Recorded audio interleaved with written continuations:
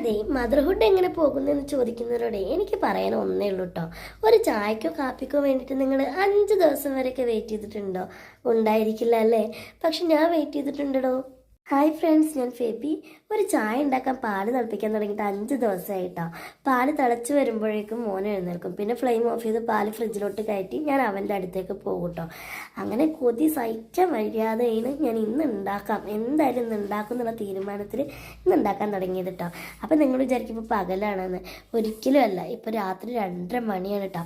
അപ്പോൾ ഈ സമയത്ത് ഇത് ഉണ്ടാക്കി കുടിക്കണമെങ്കിൽ എൻ്റെ കൊതി എത്രത്തോളം ഉണ്ടാവും നിങ്ങളൊന്ന് ഓർത്ത് നോക്കിയേ. തൂക്കുപാത്രത്തിലാണ് ഞാൻ ഉണ്ടാക്കുന്നത്. കാരണം എന്താണെന്ന് വെച്ചാൽ വർക്ക് ഏരിയയിൽ നല്ല ഇരുട്ടാണ്, അങ്ങോട്ട് പോകാൻ ചെറിയൊരു പേടി. അപ്പം ഞാൻ എന്ത് ചെയ്തു, കിച്ചണിൽ നിന്ന് കിട്ടിയൊരു പാത്രം എടുത്തിട്ട് അതിലുണ്ടാക്കാമെന്ന് വിചാരിച്ചു. പിന്നെ ചായ ഉണ്ടാക്കാന്നുള്ള തീരുമാനത്തിൽ ഞാൻ മാറിയിട്ടോ. കാരണം അത് അരിക്കാനും പിടിക്കാനും ഒന്നുമുള്ള ക്ഷമ എനിക്കില്ലായിരുന്നു. അതുകൊണ്ട് എന്ത് ചെയ്തു, ബ്രൂലോട്ട് മാറി. ബ്രൂ ആകുമ്പോൾ 1 കപ്പിൽ പാല് മറ്റൊന്നിൽ ചേർക്കൂ ബ്രൂ എന്നാണല്ലോ. പിന്നെ മിക്സ് ചെയ്താൽ മതിയല്ലോ. അങ്ങോട്ടും ഇങ്ങോട്ടും നന്നായിട്ട് മിക്സ് ചെയ്ത് സെറ്റാക്കി എടുത്തു കേട്ടോ. കാപ്പി ചൂടാറാനുള്ള ക്ഷമയൊന്നും എനിക്ക് ഉണ്ടായിരുന്നില്ല കേട്ടോ. അതുകൊണ്ട് നമ്മുടെ ഗുപ്തനെ പോലെ ഊതി ഊതി അങ്ങ് കുടിച്ചു. സത്യം പറയല്ലോ, നല്ല പെർഫെക്റ്റ് കാപ്പിയായിരുന്നു കേട്ടോ. കടുപ്പവും മധുരവും ഒക്കെ ഒരേ ലെവലിൽ നിൽക്കുന്ന നല്ലൊരു കാപ്പി.